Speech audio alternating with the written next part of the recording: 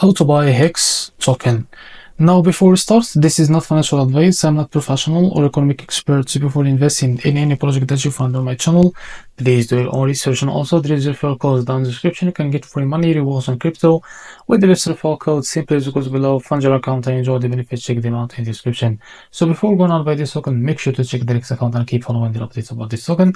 As you can see, this token it's available on COINEX. Now, to be able to buy this token, what you need to do, just copy the token of this from here. This token of this is under the Ethereum. Let's look and open your wallet. For that, I will use the Bitcoin wallet.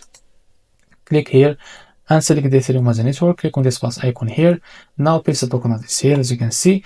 Now click on this plus icon to add this token to your wallet. Now go back to your wallet and find the token that you just added called HEX.